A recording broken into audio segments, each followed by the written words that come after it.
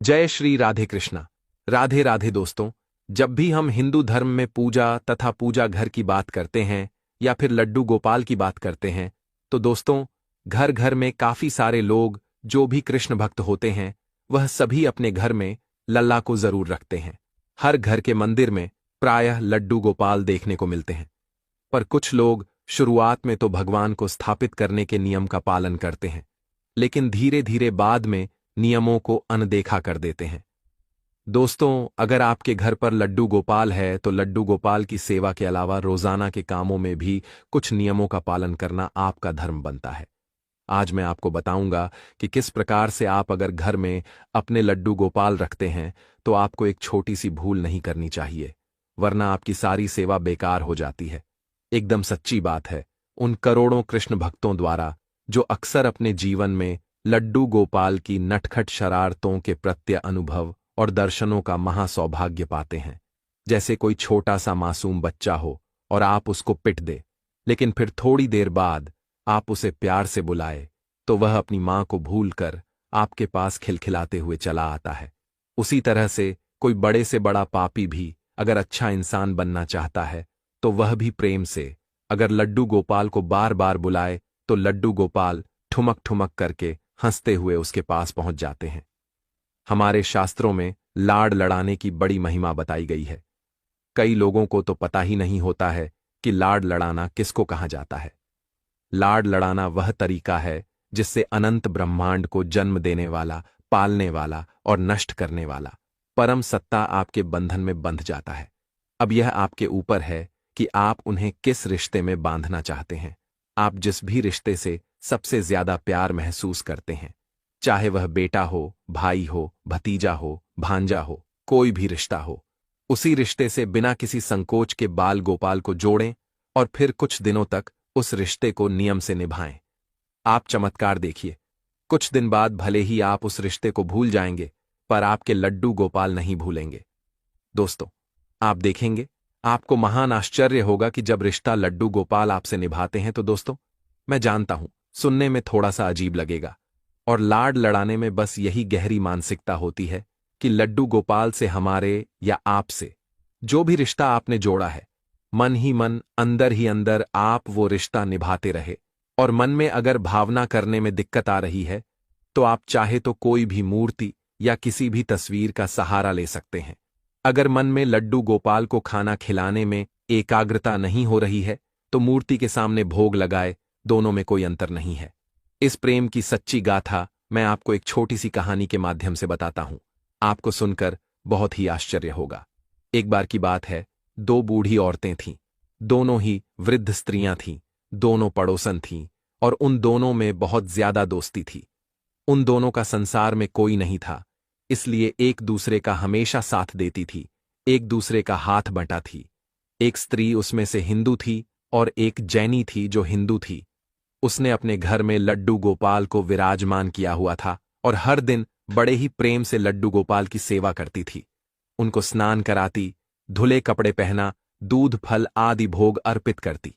यह उसका नियम था। वह स्त्री लड्डू गोपाल के भोजन का विशेष ध्यान रखती थी। सर्दी हो, गर्मी हो, बरसात हो, हर समय हर मौसम के हिसाब से लड्डू गोपाल को खाने की चीजें, नए वस्त्र, खिलौने आदि बाहर जाती तो भी लेके आती थी। लड्डू गोपाल के लिए उनके मन में बहुत ज्यादा प्रेम था और हर समय सेवा भाव में लगी रहती। दोस्तों, एक बार हिंदू वृद्धा 1 महीने के लिए तीर्थ यात्रा पर जा रही थी। दूसरी स्त्री को भी उन्होंने चलने के लिए बोला, किंतु वह अधिक वृद्ध थी, इसीलिए उन्होंने मना कर दिया। अब कुछ दिन बाद वह हिंदू वृद्धा तीर्थ यात्रा के लिए निकल गई। उसके जाने के पहले उस पहली वाली हिंदू स्त्री ने उनको लड्डू गोपाल की सारी सेवा समझाई और पूछा कि आप लड्डू गोपाल की सेवा कर लोगे। जैनी स्त्री ने हां बोल दिया और शुरू से वो बहुत उत्साहित थी कि उसको लड्डू गोपाल की सेवा का अवसर प्राप्त किया।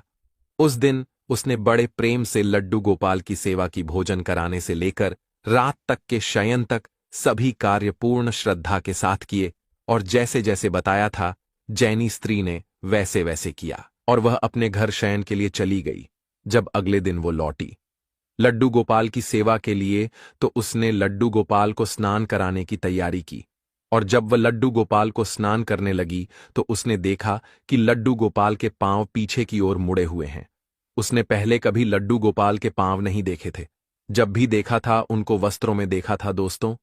अब वो यह नहीं जानती थी कि लड्डू गोपाल के पांव हैं ही। ऐसे घुटनों के बल बैठे हुए लड्डू गोपाल के पांव पीछे की ओर देखकर वो डर गई। सोचने लगी, ये मेरे लड्डू गोपाल को क्या हो गया? इनके पांव कैसे मुड़ गए? उसने उस हिंदू वृद्धा से सुन रखा था कि लड्डू गोपाल जीवंत होते हैं। उसने मन में विचार किया कि मैं इन पैरों की मालिश करूंगी, हो सकता है इनके पांव ठीक हो जाए।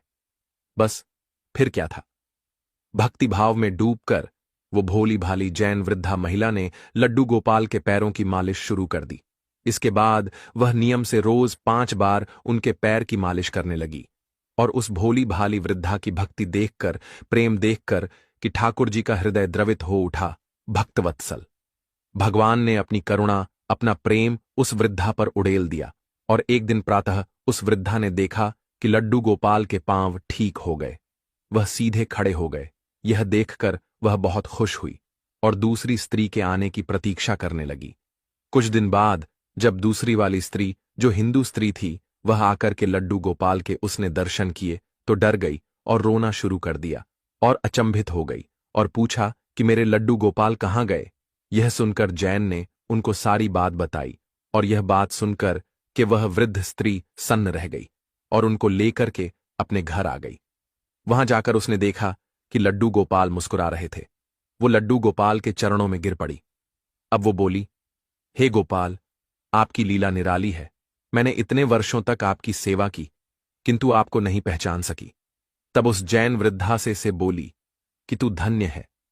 तुझे नहीं मालूम कि हमारे लड्डू गोपाल के पांव तो ऐसे ही हैं, पीछे के, किंतु तेरी भक्ति और प्रेम ने लड्डू गोपाल के पांव भी सीधे कर दिए हैं।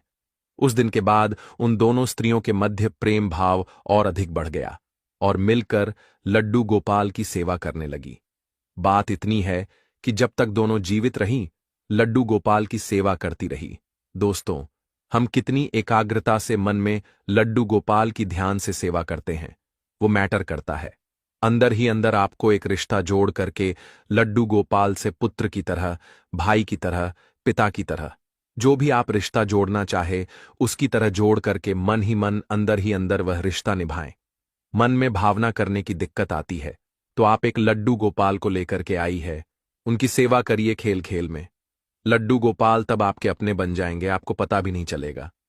आगे बढ़ने से पहले लड्डू गोपाल जी के लिए 1 लाइक तो जरूर ही करें। यदि आपके घर लड्डू गोपाल है तो 1 लाइक तो बनता है दोस्तों। कुछ लोग इन सब को अंधविश्वास, समय की बर्बादी कह सकते हैं, लेकिन दोस्तों यह पता ही नहीं है कि यही बाल गोपाल चैतन्य महाप्रभु की गुरु माता के यहां पानी भरना, झाड़ू लगाना, खाना बनाना और बर्तन मांजने तक का काम करते थे। यही बाल गोपाल बूढ़े वल्लभाचार्य जी को रोज सुबह हाथ पकड़कर बाथरूम कराने के लिए खेतों में लेकर जाते थे। और मैं और क्या कहूं, बाल गोपाल की बातें कभी किसी गरीब भक्त की लड़की की शादी के लिए चुपके से रुपए घर में रखे गए। नरसिंह की कथा आपने सुनी होगी, और कभी किसी भक्त को दुश्मनों के जानलेवा हमलों से बचाया।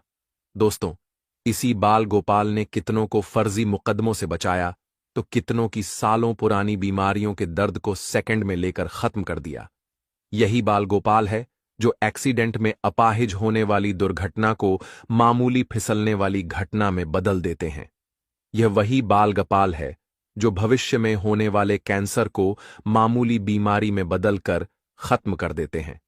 यह ऐसा पक्का रिश्ता निभाते हैं कि 24 घंटे आपके साथ ही रहते हैं और एक बार आप इनसे रिश्ता जोड़ लेते हैं तो ये आपको छोड़कर कहीं नहीं जाते। तो फिर दोस्तों, जब 24 घंटे का ये अति प्यारा, अति सुंदर, अति मनमोहक हमें बॉडीगार्ड हमारे साथ मिलता है, आपको मैं बता दोस्तों, इस दुनिया की हर स्त्री लड्डू गोपाल की मां और हर आदमी पिता बनने के महासौभाग्य को निश्चित पा सकता है। और अगर घर के मंदिर में आप लड्डू गोपाल को विराजमान करते हैं तो आपको इन बातों का ध्यान रखना चाहिए। एक फैमिली मेंबर की तरह उनका आपको ध्यान रखना चाहिए। रोजाना के कामों में नियमों का पालन करना चाहिए। सबसे पहले मन में यह बात बिठाना बहुत जरूरी है कि जिस भी घर में लड्डू गोपाल जी का प्रवेश हो जाता है वो घर लड्डू गोपाल जी का हो जाता है, इसलिए मेरा घर है। इस भाव का मन में समाप्ति करें और लड्डू गोपाल जी का घर है। इस भाव को अपने मन में सबसे पहले आपको घर करना चाहिए।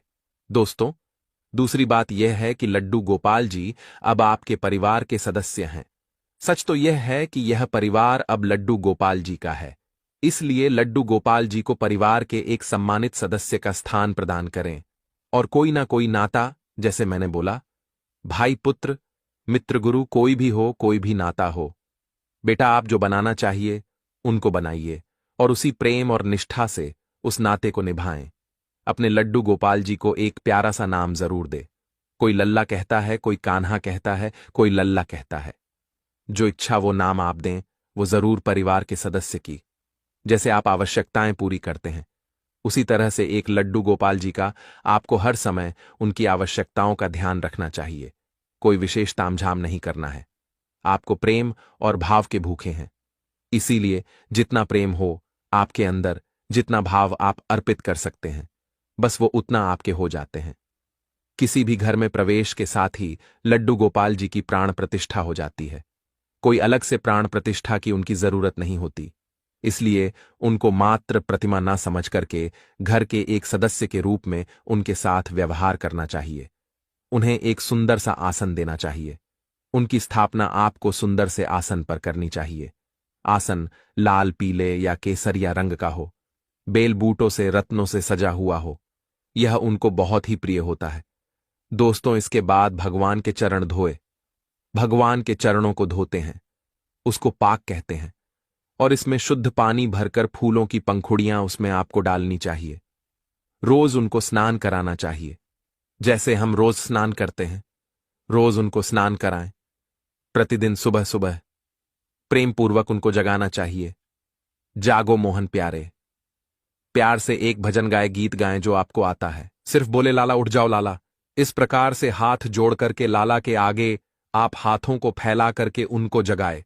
आप देखेंगे आपका दिन कितना खूबसूरत होने वाला है। दोस्तों, जब आपको स्नान कराएंगे, इसको हम स्नाय कहते हैं, और उनको स्नान कराने के लिए प्रयोग में आने वाले जो द्रव्य होते हैं, पानी, दूध, इत्र और सुगंधित पदार्थ, इनको स्नाय कहते हैं।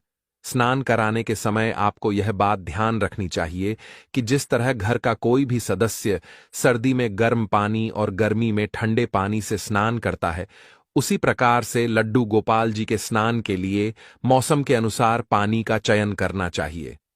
स्नान के बाद प्रतिदिन धुले हुए स्वच्छ वस्त्र पहनाए, और ठीक उसी तरह से आपको ड्रेसअप भी करना है, जैसे ठंड में ऊनी वस्त्र पहनाते हैं, गर्मियों में आप सूती वस्त्र पहनाते हैं, इसी प्रकार के वस्त्र उनको पहनाने चाहिए।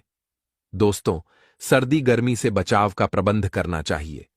गर्मी के लिए आप उनको कूलर लगा सकते हैं, हाथ के पंखे रखें और मौसम के अनुसार वस्त्र पहनाएं। उनसे बातें करते रहे। जब आप उनका श्रृंगार कर रहे हैं तो लड्डू गोपाल से प्रेम पूर्वक बातें करें, उनके साथ खेले। जिस प्रकार घर के बाकी सदस्यों को आप भोजन कराते हैं, उसी प्रकार से उनको भोजन कराए। पहले लड्डू गोपाल को भोजन कराएं, बाद में स्वयं भोजन करें। वह भोजन भी अमृत से 1000 गुना बढ़कर होता है। अगर आप बीमार नहीं हैं तो आपको ऐसा ही करना चाहिए। बाकी जो डायबिटिक पेशेंट है, किसी भी प्रकार की बीमारी से ग्रसित है, आप नहीं भूखे रह सकते हैं। इस तरह की समस्या है तो भाई आप मां हैं, आप लड्डू गोपाल से पहले भी खा सकती हैं। आचमन आपको जरूर राजमणि है, जिसको कहते हैं, वो आपको लड्डू गोपाल जी के पास हमेशा रखना चाहिए। आचमन क्या होता है? शुद्धिकरण के लिए प्रयोग में आने वाला जल होता है, और इसमें सुगंधित द्रव्य आप थोड़ा सा फूल डालें या फिर आप इत्र की एक बूंद डाल दें। यह आपको डाल करके हमेशा लड्डू गोपाल जी के सामने जरूर रखना चाहिए।